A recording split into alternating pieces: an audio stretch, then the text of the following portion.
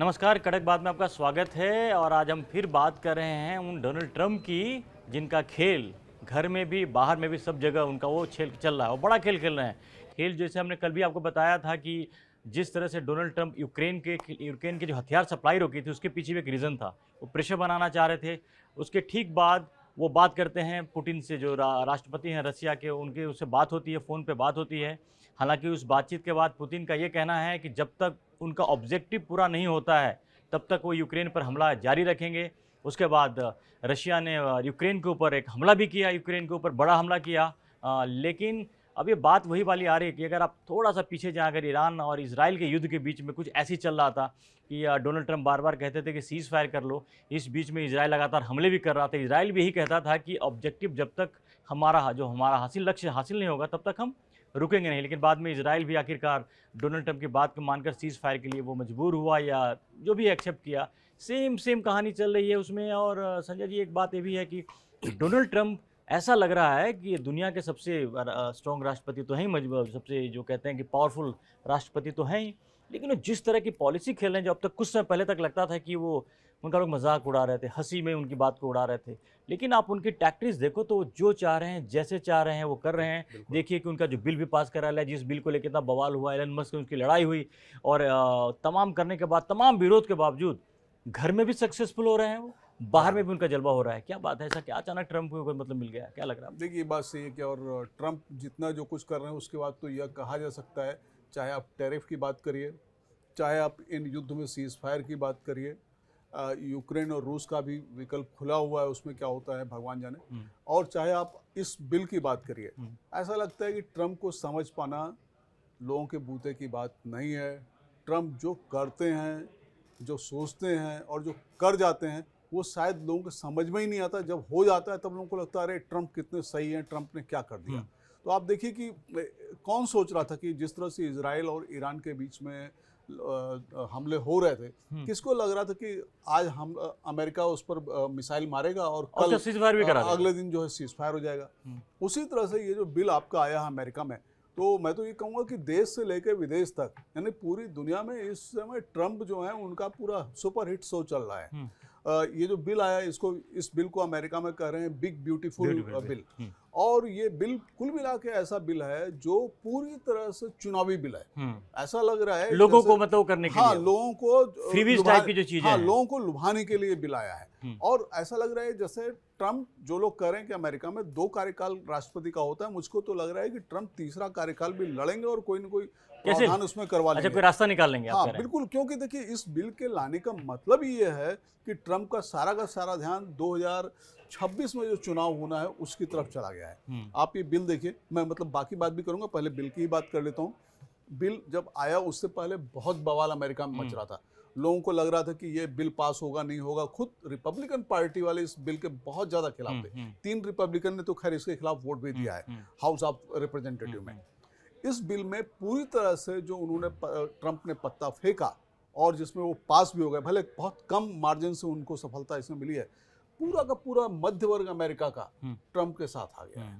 जो उनका असली वोट बैंक है वो उनके साथ आ गया है, क्योंकि उन्होंने टैक्स को लेकर के इतनी बड़ी राहत दे दी है, पूछे मत, वो गदगद है इस समय। रही बात जो उनका वोट बैंक नहीं, जिसको कहा जाता है गांव वाले उनके वोट बैंक नहीं है ट्रंप के, अश्वेत जो रहते हैं वो नहीं, वो गरीब हैं ज्यादातर, उनके ऊपर उन्होंने दोहरी मार कर दी है। इन लोगों को जो वहां पर एक तो मेडिकल से पैसा मिलता था, जो उनका एक योजना है मेडिकेड, जिससे वो बहुत फैसिलिटी मेडिकल में मिलती थी। दूसरी, जो आदमी गरीब होता था उसको वहाँ पर एक स्नैप्स करके एक योजना थी जिसमें खाना, राशन, ये सब चीजें मिलती थी, वो उन्होंने रोक दी है या उसमें कटौती कर दी है। मतलब जो उनके साथ है, जिनको लगता है कि उनको वोट देने वाला, उनके लिए तो उन्होंने अच्छा किया, लेकिन जो लगता था किसी भी हालत में उनके साथ नहीं आएंगे, उनके लिए वो कट कर दिया। उनके लिए उन्होंने कट कर दिया। अमेरिका में इसका बहुत विरोध हो रहा है। एलन मस्क इसलिए नाराज हैं क्योंकि एलन मस्क की जो कंपनियां हैं उनको इससे सबसे ज्यादा घाटा पहुंचना है। टैक्स ज्यादा लगेगा, टैक्स ज्यादा लगेगा। दूसरा क्या हुआ है, उन्होंने इसी बिल में कई प्रावधान किए हैं। इसी बिल में उन्होंने जो इलेक्ट्रिक व्हीकल बनाने वाली कंपनियां थी, उसको जो सब्सिडी सरकार देती थी बहुत मोटी, वो बंद कर दी है, तो या कम कर दिए शायद। उस पर एलन मस्क बुरी तरह से चिढ़े हुए हैं। तो देखिए, एक तो उन्होंने देश का अपना मोर्चा जो था उसको उन्होंने वहां पे एकदम साध लिया है, वो एकदम साबित कर दिया है कि ट्रम्प के न तो आगे कोई है इस समय, न पीछे कोई है। और ट्रम्प ही इंटरनेशनल सुप्रीम में है। भी आप एक और इंटरेस्टिंग बात सुनिए कि देखिए घर की तो आपने बात बता दी है, बड़े विस्तार से आपने बताया कि किस तरह से साध रहे हैं वहाँ के जो डोमेस्टिक, वहाँ की जो अमेरिकन पब्लिक है, अमेरिका फर्स्ट की पॉलिसी को लेकर वो चल रहे थे, और बाकी भी जो बिजनेस डील कर रहे हैं या बार्गेन वो कर रहे हैं, उससे फायदा तो अमेरिका को ही हो रहा है। बिल्कुल अगर वो तमाम आज अगर जितने युद्ध को रुकवाया उसका जो क्रेडिट ले रहे हैं, उसके बाद हथियार बिक रहे हैं, अमेरिका के जो हथियार बिक रहे हैं, अल्टीमेटली फायदा तो उसे अमेरिका को ही होना है।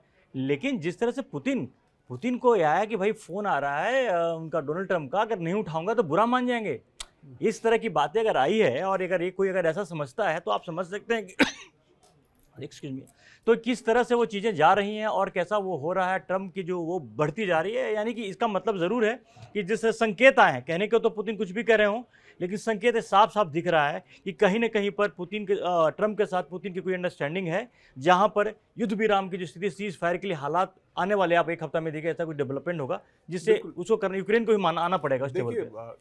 ट्रम्प दो चीज़ें समझ चुके हैं। एक तो ये समझ चुके हैं कि रसिया को हम इस तरह से नहीं रोक सकते हैं। अब रसिया को रोका कैसे जाए? रसिया को रोकने का एक ही तरीका है कि रसिया फिलहाल जो चाह रहा है वो उसको दे दो। तो उन्होंने यूक्रेन का हथियार बंद कर दिया। अब रसिया हमला कर रहा है। रसिया जहां तक कब्जा करना चाहेगा, कीव पे हमला किया, जबरदस्त हमला किया है। बिल्कुल, वो कीव पे हमला किया है। जहां तक वो कब्जा करना चाहेगा कब्जा कर लेगा, और इसके बाद वो रुक जाएगा, अपने आप रुक जाएगा, और उसी दिन सीज फायर हो जाएगा। आप सही कह रहे हैं, एक हफ्ते की बात है। दूसरा, ट्रंप ने यह भी देख लिया है यूरोप की औकात यूक्रेन का साथ देने की नहीं है, वो नहीं देंगे। और यूक्रेन इस पोजीशन में आ गया है, भले वो लड़ नहीं सकता, वो लड़ नहीं सकता, वो अधमरा हो चुका है। उसको वही बात माननी पड़ेगी जो ट्रम्प और दुनिया कह रही होगी, खासकर ट्रम्प कह रहा है। अगर अमेरिका अगर यूक्रेन को हथियार ना दे, पैसे ना दे, तो यूक्रेन के लिए 2 दिन युद्ध में टिकना बहुत मुश्किल हो जाएगा। और इस टैक्टिक्स का इस्तेमाल डोनाल्ड ट्रंप जो जेलेंस्की पे है वो दबाव बनाने के लिए कर रहे हैं, और लग रहा है कि सक्सेसफुल दिख भी रहा है। क्योंकि जैसे ही फैसला ये आया कि अमेरिका यूक्रेन को हथियार नहीं देगा, सप्लाई बंद करेगा, रशिया में खुशियां मनाई जा रही थी, पुतिन काफी खुश थे, उसका फोन पे बात हुई है। तो ये तमाम जो इंडिकेशन इस बात से दिख रही, कहीं ना कहीं पर डोनाल्ड ट्रंप ने एक रास्ता ढूंढ लिया है कि रशिया और यूक्रेन के बीच में कैसे सीज फायर कराना है, और वो काफी हद तक दिख रहा है। आप स्टेटमेंट में मत जाइए कि पुतिन क्या कह रहे हैं। आप देखिए जेलेंस्की की तरफ से इस तरह की कोई बातें नहीं आ रही, क्योंकि अब वो अगर रशिया का लगातार हमले करता है तो जेलेंस्की के पास बचेगा क्या, और दूसरी एक चीज और आप और भी देखिए, जेलेंस्की इसमें शांत पड़े हुए हैं, बोल नहीं रहे हैं। केवल उनका एक बयान आया है कि अमेरिका हमें हथियार नहीं दे रहा है, ये बहुत दुर्भाग्यपूर्ण है, वो गलत काम कर रहा है। लेकिन उससे ज्यादा वो नहीं, मतलब न तो अमेरिका को कोस रहे हैं न रूस को कोस रहे हैं, वो चुपचाप पड़े हुए हैं। इसका मतलब कि देखिए, उनको भी कहीं मालूम है, मुझको ये लग रहा है कि कहीं कोई डील हो गई है, यूक्रेन में, रूस में, अमेरिका में कोई डील हो गई है।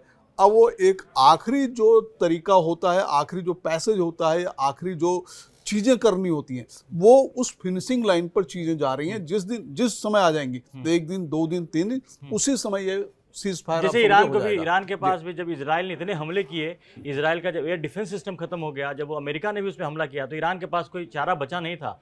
तो ईरान को फेस सेविंग के लिए क्या किया गया? तो ईरान ने कतर में अमेरिका का जो बेस है वहां पर हमला किया, जहां पर कुछ अमेरिका को नुकसान हुआ। वही खबर ही निकल के आई कि पहले से पता था, पहले से बता दिया गया था, और वहां पर कुछ था नहीं, नुकसान हुआ। लेकिन दुनिया को कहने के लिए या अपने देश के लोगों को कहने के लिए ईरान के पास एक वो था कि चलो जी हमने अमेरिका के बेस पे हमला किया, और उसके बाद वो सीज फायर के लिए राजी हो गए। तो कुछ ना कुछ इस तरह की चीजें एक यूक्रेन के लिए एक फेस सेविंग हो सकता है, कुछ ऐसा एक वो है। लेकिन ये तो दिख रहा है कि पुतिन और ट्रम्प के बीच का वो जो बार बार जो केमिस्ट्री निकल के आती है वो दिख रही है वो सबको। इसमें किसी को अगर आप बताइए कि अगर पुतिन को सीज फायर के लिए एग्री नहीं करते तो डोनाल्ड ट्रंप के फोन के लिए इतने एक्साइटेड क्यों रहते वो?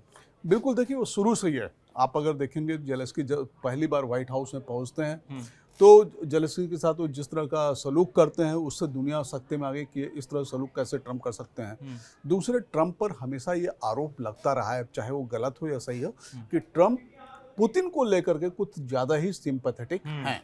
ये हमेशा से लगता रहा। यहाँ तक खबरें आई थी कि ट्रम्प को जितवाने के लिए रशिया का भी उसमें रोल है, चुनाव इंटरफेरेंस। ये हमेशा ये आरोप लगे हैं। उनके पिछले कार्यकाल में भी लगातार ये बातें कही जाती थी कि वो और उन्होंने खुद कहा, अब की बार अगर आप G7 की बैठक के बारे में गौर करिए, तो उन्होंने कहा कि रशिया पर वहां पे जो प्रतिबंध लगाया गया, गलत प्रतिबंध लगाया गया, बाइडेन ने ये काम गलत किया। अगर रशिया इसमें होता तो मैं पुतिन को समझाता, दबाव डालता, और ये सब चीजें नौबत आती ही नहीं। तो आप समझिए कि पूरा का पूरा ये सब मामला जो चल रहा है, ट्रम्प और पुतिन के बीच में एक ठीक ठाक संवाद है, अंडरस्टैंडिंग बढ़िया है। अब केवल मामला इतना है कि उन्होंने हथियारों की सप्लाई रोक दी है, रूस को थोड़ा खुला खेलने का मौका दिया है, और रूस जो चाहता है वो रूस को मिल गया, तो सीज फायर हो जाएगा। और जेलेंस्की को भी शायद ये बात समझा दी गई है, इसलिए जेलेंस्की समझ रहे हैं कि अब वो कोई चारा उनके पास है नहीं। हारी हुई लड़ाई वो खत्म हाँ बिल्कुल लड़ बिल्कुल रहे हैं। क्योंकि अमेरिका को भी जो यूक्रेन से चाहिए था वो अमेरिका ने पहले ही ले लिया। उनको रेयर अर्थ जो मिनरल्स था वहाँ का जो काफ़ी रिच है, क्योंकि आपको पता होगा कि चाइना ने क्या किया है कि जो रेयर अर्थ मिनरल जो चाइना के पास काफ़ी है उस पर बैन काफ़ी रोक टोक लगा रहा है। तो उसके वजह से जो अमेरिका की जो कोशिश है, और उसने डील कर भी लिया, यूक्रेन से ले लिया है काफ़ी मात्रा में, काफ़ी बड़ी उसमें अंडरस्टैंडिंग हुई थी। तो जो अमेरिका को यूक्रेन से चाहिए था मिल लिया है। रशिया के साथ जानता है कि अगर लंबे समय में अगर क्योंकि एक बिजनेसमैन की तरफ सोच रहे हैं। ट्रम्प का पूरा अगर ओवरऑल देखिए तो एक अमेरिका के राष्ट्रपति से ज्यादा एक बिजनेसमैन लग रहे हैं, जिससे लग रहा है कि अमेरिका के हित जो इंटरेस्ट है वो ज्यादा से ज्यादा सधे और वो एक दुनिया पूरी दुनिया में उनकी एक एक्सेप्टेंस बढ़े हुआ भी है। आप देखिए कि हमास, कभी किसी ने सोचा था क्या कि हमास के लोग वहाँ फिलिस्तीन के लोग वहाँ पर I love you Donald Trump और आई लव यू ट्रम्प करें, किसी जो कि दुश्मन मानते हैं, अमेरिका को हमेशा मानते हैं। अगर वहाँ के लोग इस तरह से बातें करते हैं, इसका मतलब कहीं ना कहीं पर ट्रम्प उस डायरेक्शन में जा रहे हैं या ऐसा कुछ कर रहे हैं कि जिससे वो सबको साथ सकें। बिल्कुल एकदम सही बात आप कह रहे हैं, और ऐसा ही कुछ हो रहा है क्योंकि ट्रम्प धीरे धीरे ये दिखा रहे हैं। ट्रम्प के कार्यकाल को भी लगभग आप मानिए कि 1 साल से के आसपास हो रहा है, और वो दिखा रहे हैं कि वो अब देश में भी ताकतवर हो गए हैं, जो चाह रहे हैं वो करवा रहे हैं, और दुनिया में भी उनकी प्रासंगिकता है, उनका रोल है, और वो जो चाह रहे हैं वो कर रहे हैं। तो एक जो चीज़ है कि डोनाल्ड ट्रम्प को भी जो उनको जो झटका लगा या जो नहीं हो पाया, जिसको हम लोग फेलियर मान के चलें, तो ऑपरेशन सिंदूर के दौरान जो उन्होंने की भारत को लेकर जो उन्होंने किया था, सीज फायर का जो दावा किया था, वो एक फेक साबित हुआ, फेक दावा था। और अब तक वो नरेंद्र मोदी को नहीं साध पाए अब तक जितनी कोशिश में भी, क्योंकि वो पहले बोल भी चुके हैं, खुद डोनाल्ड ट्रम्प बोल चुके हैं कि जो नरेंद्र मोदी बहुत हार्ड बार्गेनर है, मुझसे भी ज़्यादा हार्ड बार्गेन करते हैं। तो अब बाकी दुनिया में उन्होंने साध लिया, सबको साध लिया है, लेकिन भारत को नहीं साध पाए हैं। तो आने वाले टाइम ये भी इंटरेस्टिंग रहेगा कि डोनाल्ड ट्रम्प का भारत को लेकर क्या नजरिया रहता है। और ये हमारे इंटरेस्ट की बात भी है, क्योंकि अमेरिका के साथ हमारे भारत के संबंध आगे कैसे बढ़ते हैं वो डिपेंड करेगा कि डोनाल्ड ट्रम्प किस तरह से आगे बिहेव करते हैं। तो डोनाल्ड ट्रम्प पर नजर बनाए रहिए कि कभी भी क्या वो विस्फोट करेंगे, और डेली खबरों बनी हुए हैं, हमारी भी उन पर नजर बनी हुई है। फिलहाल के लिए धन्यवाद।